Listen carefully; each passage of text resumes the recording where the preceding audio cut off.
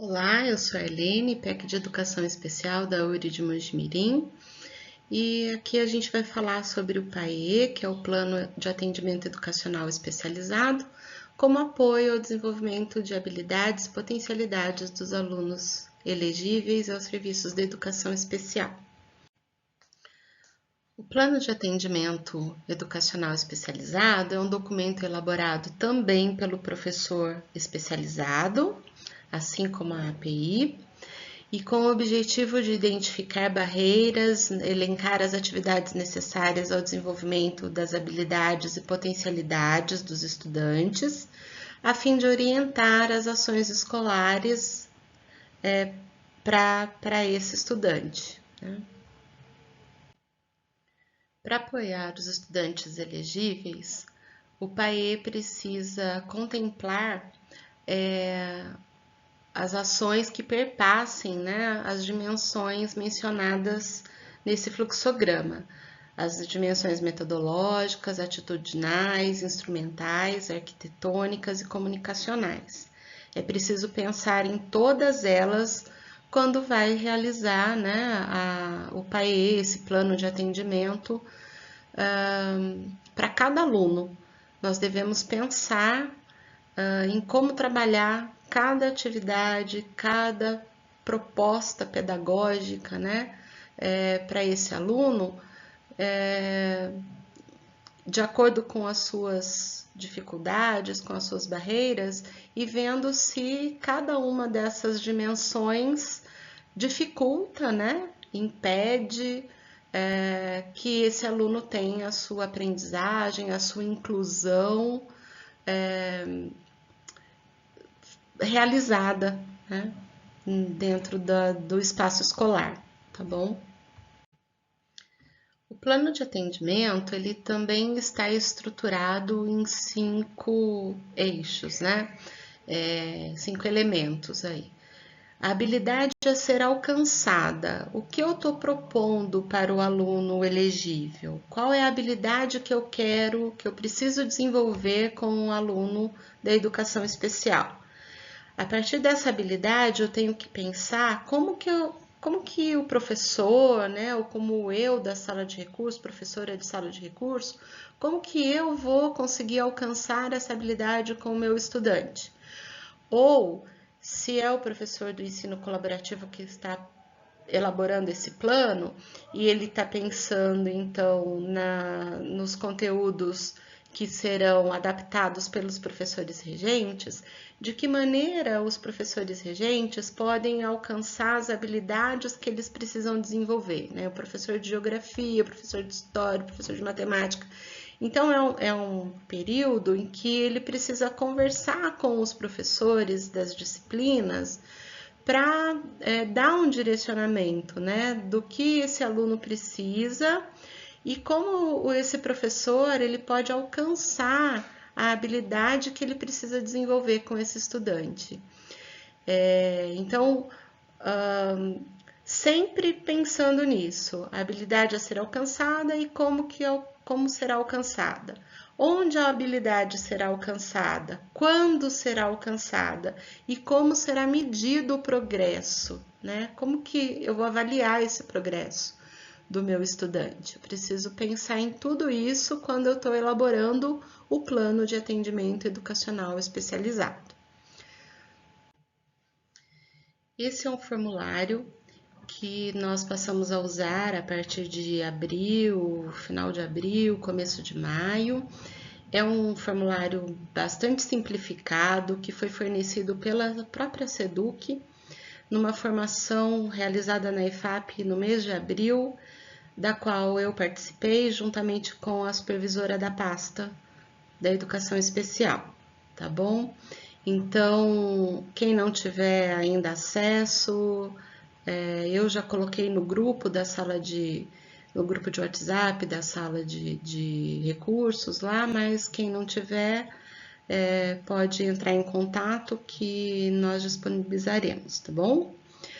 Então, nessa parte, né, no item 1, precisa ser colocado o timbre da escola e realizar a qualificação do estudante assim como se faz na API, certo? Com base na API, vocês vão coletar lá os dados sobre a quantidade da sala de recursos, né, das aulas na sala de recurso, e indicar se essa sala de recursos será compartilhada ou individual. Então, o plano de atendimento, ele é realizado com base na API. Por isso que está mencionando aí, né, para vocês olharem a API e colocarem aqui as informações. Tem muita gente que tem dúvida quando se fala do período de atendimento. O PAE, ele é semestral. Então, no primeiro semestre, qual é o período de atendimento? Quando você inicia o atendimento ao aluno, e aqui a gente colocou, né, do mês de fevereiro até o mês de julho, que é quando vão entrar as férias. Então, mês de fevereiro a julho de 2025. Aí, para o segundo semestre, né, quando que iniciaram as aulas? O atendimento, então, começa a partir de julho também, não precisa pôr o dia, só põe o mês, né?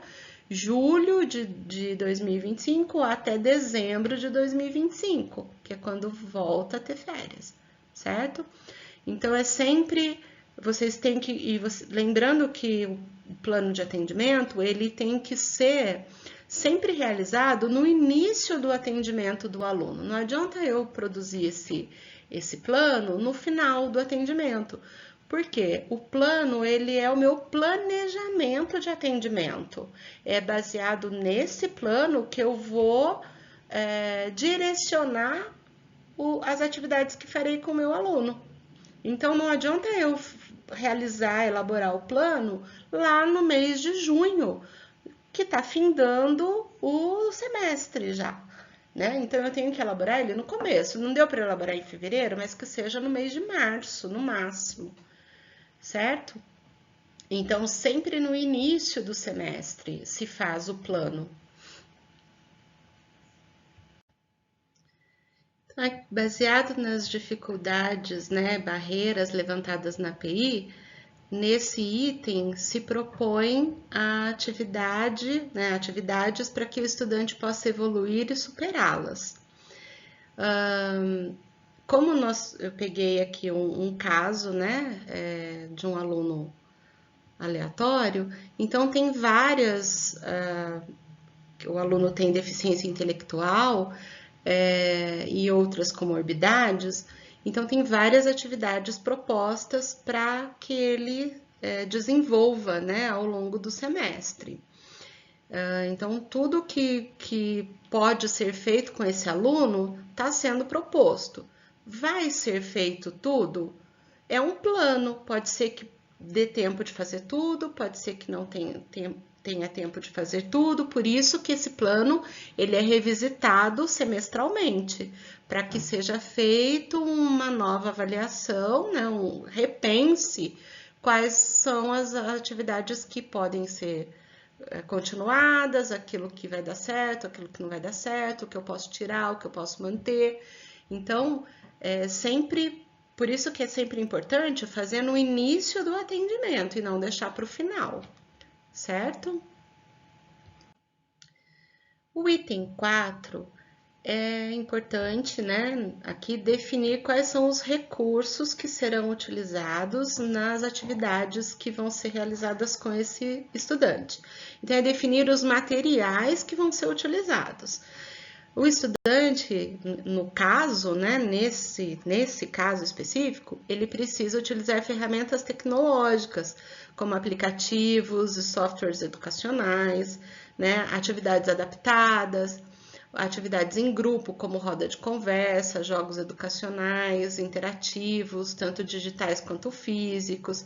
E aí vocês vão, dependendo daquilo que o aluno consegue desenvolver ou da necessidade desse aluno para superar suas barreiras, vocês vão indicar quais são os materiais que vocês precisam utilizar. Então, percebam que já tem até algumas opções, né, de material aqui para vocês irem se apropriando delas, né?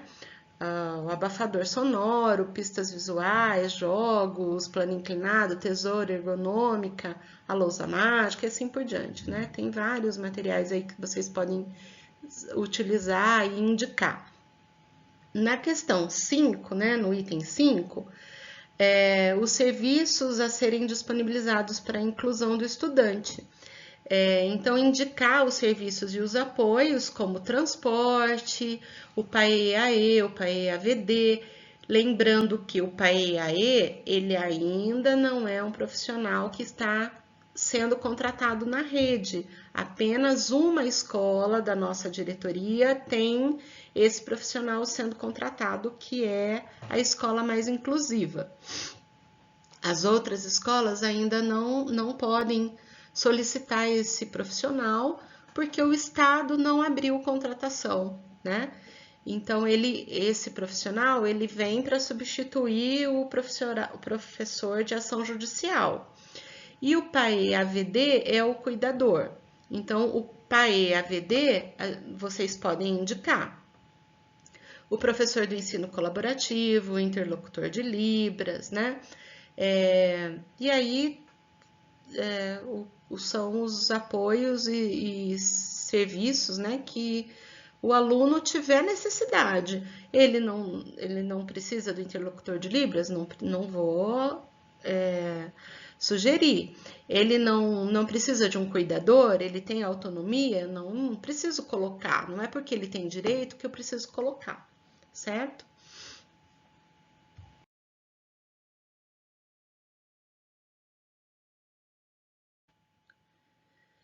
O item 9, ele é para realizar o acompanhamento e avaliação dos resultados do plano. Então, registrar o acompanhamento e os resultados da evolução da aprendizagem e superação das dificuldades do aluno, né? É aqui que a gente vai perceber se o aluno evoluiu, se ele conseguiu superar algumas barreiras, o que precisa mudar, eu preciso mudar algumas estratégias, né? Não houve nenhuma evolução, precisa estar registrado aqui também. Ele superou barreiras em determinados componentes curriculares, em outros não, vocês registram também, né? Então, isso tudo, a evolução no comportamento social, evolução na questão de manipular, né, objetos, evolução motora, evolução